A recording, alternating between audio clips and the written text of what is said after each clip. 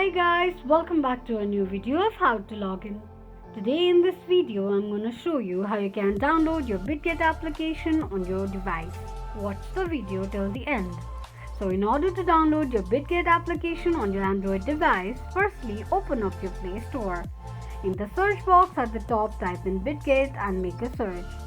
You're going to see the Bitget application displayed in the search result. Simply tap on Install button right next to the application to begin the downloading process.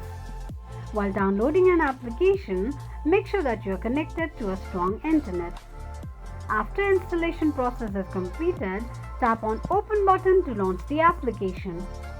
Open the application and that is how you will be able to download a Bitget application on your Android phone quickly and easily just in few steps. If you have any doubts or queries, let us know in the comment section. Don't forget to subscribe to our channel. Also press the notification bell icon so that YouTube will notify you whenever we post a new video. I hope this video was helpful to you. Thank you so much for watching.